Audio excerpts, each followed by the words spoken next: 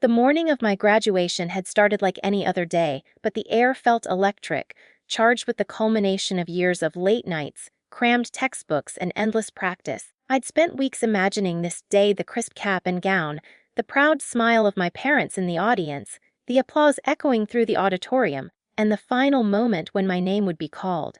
I had dreamed of seeing their faces, of the warmth of their hands clapping, of the pride that would shine in their eyes. But when I walked into the auditorium, my stomach dropped. Empty seats. Where they should have been, the two familiar places that had always marked their support, there was nothing but space. My heart twisted, disbelief mingling with shame.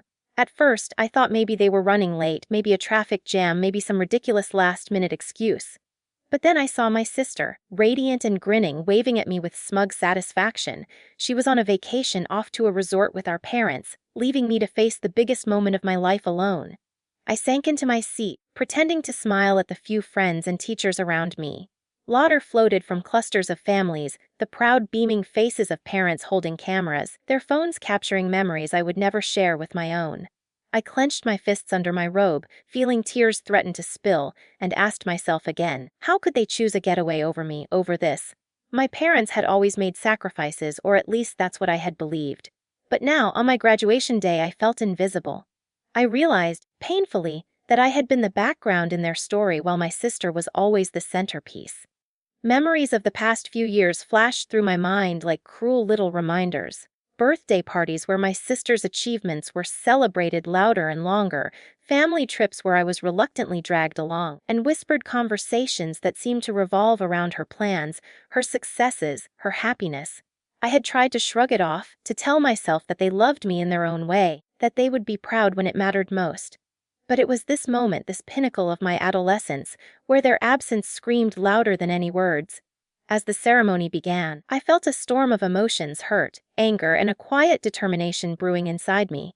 I refused to let their choice ruin me, refused to crumble under the weight of their absence. I straightened my shoulders, plastered a polite smile on my face, and clapped with the rest of the audience.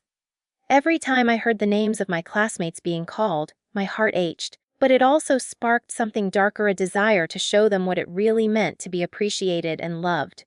By the time they called my name, I had composed myself enough to walk across the stage with my chin high, to shake hands, and to receive my diploma without letting anyone see the storm behind my eyes. Yet, as I looked out into the empty seats where my parents should have been, I felt an ember of resolve ignite in my chest. If they wouldn't honor me, I would find a way to honor myself, and not just myself. I would make them realize, in a way they could not ignore, the gravity of what they had chosen. The auditorium lights shone down like a spotlight on more than just my graduation. They illuminated my fury, my heartbreak, and the first flicker of an idea that would later become my subtle, sweet revenge. In that moment, I promised myself that absence could not erase my worth, and that the memory of this betrayal would one day turn into my quiet triumph. The idea came to me quietly at first, like a whisper in the back of my mind, but it grew louder with every passing hour. If my parents weren't going to be there for me, then I would fill that space with someone who actually cared, someone who had never skipped a moment of my life to chase their own convenience. My best friend's parents had been there for every science fair, every debate competition, every late-night study session. They had cheered for me like I was their own, and I realized that if anyone deserved to sit in those empty seats, it was them. I called them that evening, my hands trembling with a mix of excitement and nerves. "Would you want to come to my graduation?" I asked, trying to keep my voice calm, though it wavered just enough to betray how much this meant. There was a pause on the other end, followed by the unmistakable warmth and joy of someone truly honored. Their immediate acceptance made my heart lift in a way that no parental pride had ever done. For the first time in years, I felt the kind of support that made my accomplishments real, that made me feel seen. The planning was delicate. I didn't want to make it look like revenge, not in a crude or childish way. This had to be perfect, public enough to leave an impression, but genuine enough to show gratitude. I contacted the school and the broadcasting company, carefully explaining my request and ensuring everything would go smoothly. Each interaction felt like laying bricks for a quiet, clever fortress around my plan. The thought of my parents, wherever they were, knowing that someone else would be recognized in their place, sent a thrill of quiet satisfaction through me. On the day itself, I waited with my best friend's parents in the wings of the auditorium. Their excitement was infectious, their pride radiating as they adjusted their outfits and whispered about how beautiful the ceremony looked. I kept reminding myself to stay calm, to let the moment unfold naturally. This wasn't about humiliation, it was about recognition and about showing without words that love and support were actions, not obligations. When they were called to stand for a special acknowledgement, I watched as the entire room turned to face them. The announcer spoke their names with warmth, noting their constant encouragement of students, their generosity, and their unwavering support. I felt a strange mix of emotions: joy for them, anticipation for the moment, and the smallest, sweetest pulse of vindication for myself.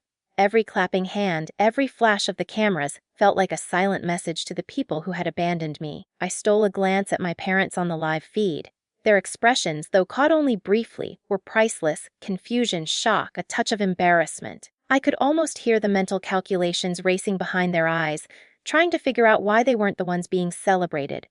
My lips curved into a small, almost imperceptible smile. This was the elegance of revenge: no shouting, no confrontation, just truth and recognition made public. As the applause continued, I felt a warmth that had nothing to do with the stage lights. This was validation in its purest form, a reminder that my worth wasn't tied to the choices of those who neglected me. It was the power of gratitude carefully directed, and the realization that sometimes the best way to show someone what they've lost is to give it to someone else. Later, as my best friend's parents embraced me, thanking me for the invitation, I felt a quiet surge of pride. They had been honored, yes, but so had I, honored in my own way, for my courage, my planning, and my ability to turn heartbreak into a moment of triumph. The stage was no longer just a platform for diplomas, it was a canvas where I painted the first strokes of my sweet revenge, subtle but unforgettable. The ceremony had reached its peak, and the energy in the auditorium was electric. Families cheered for their children, friends laughed and clapped, and the air smelled faintly of flowers and excitement. But for me, everything had narrowed to the moment my best friend's parents were standing at the center of the stage, facing a crowd that had no idea how much this moment truly meant. The announcer's voice echoed through the hall, warm and deliberate, praising their constant dedication and unwavering support for every student who had crossed this school's doors. And then came the part I hadn't fully anticipated. The film company had decided to honor them with a substantial reward, $500,000, right there, live on television. My chest tightened, a mixture of disbelief and exhilaration making it hard to breathe. The applause was thunderous, a standing ovation that seemed to shake the very walls of the auditorium. Cameras flashed, capturing every astonished expression, and for the first time I saw my parents on the live feed, their smugness replaced by shock, confusion, and something that resembled guilt. It was almost surreal. My heart raced not just from the success of the plan, but from the knowledge that my parents were finally facing a mirror of what they had denied me. The people they had overlooked, the ones they had chosen to leave behind, were now being celebrated for their love and support, something they had failed to show me when it mattered most. I could almost hear the questions forming in their minds: why them? How did this happen? What did we miss? And I didn't need to answer. The applause, the cameras, the stage itself, all of it spoke louder than words ever could. I watched as my best friend's parents, stunned and overwhelmed, held each other's hands. Tears glimmered in their eyes, and they looked around the auditorium, absorbing the recognition they had never sought but so deeply deserved. They glanced at me and I felt an unspoken understanding pass between us. This wasn't just about money or awards or even public praise. It was about acknowledgement, about being seen for the countless acts of kindness and unwavering support they had given. And for the first time, I realized that in orchestrating this moment, I wasn't only giving them honor, I was reclaiming my own power, turning my heartbreak into something beautiful and unstoppable. I stole another glance at my parents, whose expressions had shifted from confusion to panic. They fumbled for phones, whispered frantic words to each other, their faces pale and unsettled. I imagined the surge of anxiety and regret that must have hit them as they realized the full weight of their choice. It was sweet, subtle, and utterly satisfying. No confrontation was necessary. The moment itself was the punishment, the recognition that they had forfeited their chance to be part of my triumph. The ceremony continued, but my mind lingered on the quiet, triumphant satisfaction coursing through me.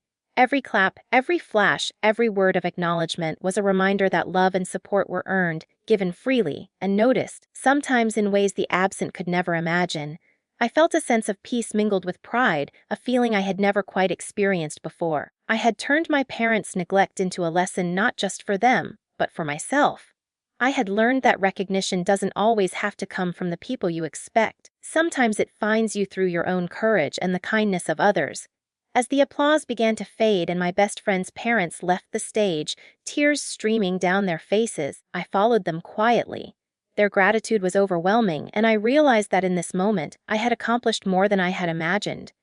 I hadn't just engineered a public vindication. I had created a memory that would linger for years, a moment of joy, surprise, an emotional truth that no one could take away. And somewhere deep inside, I knew that the image of my parents' shock mixed with their unspoken regret would stay with me too, a quiet echo of triumph that belonged solely to me. The evening fell, soft and quiet, but the storm I had set in motion earlier in the day was far from over. My phone began to vibrate relentlessly, a constant, urgent reminder of the ripple effect my actions had created. When I finally picked it up, I was met with a staggering 78 missed calls from my parents, each one more frantic than the last. Their names flashed across the screen in a blur of desperation, guilt, and disbelief. I didn't answer immediately. Instead, I let them sit there, each missed call a silent testament to their absence and the choice they had made. I thought back to the applause, the cameras, and the live recognition of my best friend's parents.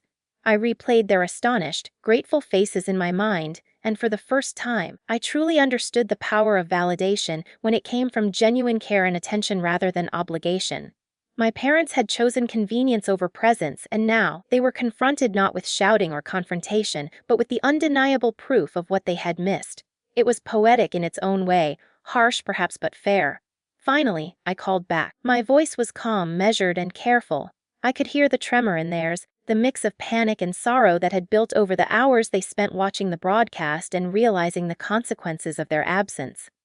They stumbled over words, offering fragmented apologies, explanations, and promises that sounded hollow in comparison to the reality of the day.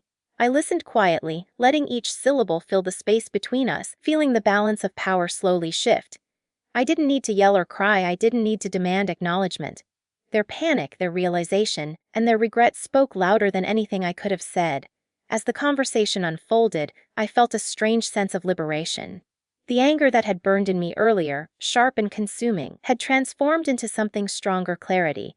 I had turned my hurt into a deliberate act, one that honored those who truly cared while leaving those who neglected me to confront their own choices. It was a subtle revenge, yes, but also a lesson in self-worth, in understanding that my value was never defined by their presence or approval. Hours later, when the calls stopped and the quiet returned, I sat in my room and reflected on the day. I thought about the empty seats, the cheers for someone else, and the public acknowledgement that my parents had forfeited. I realized that my triumph wasn't rooted in their shame. It was rooted in my resilience, in my ability to take control of a situation that had once left me powerless. I had turned heartbreak into strategy, disappointment into pride, and neglect into a public lesson about love and attention. By the time I finally drifted towards sleep, I felt lighter than I had in years. The bitterness that had once threatened to consume me had softened into a quiet satisfaction, a deep understanding that sometimes the best revenge isn't loud or aggressive, it's the proof of your own worth shining brighter than anyone could ignore.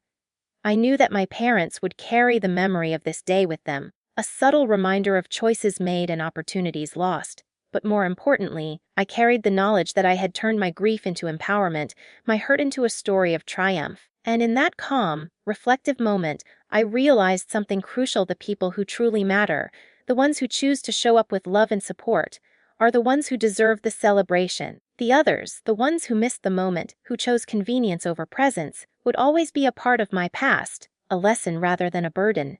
I had survived their absence, honored those who mattered, and claimed my victory in a way that no amount of money or applause could ever diminish.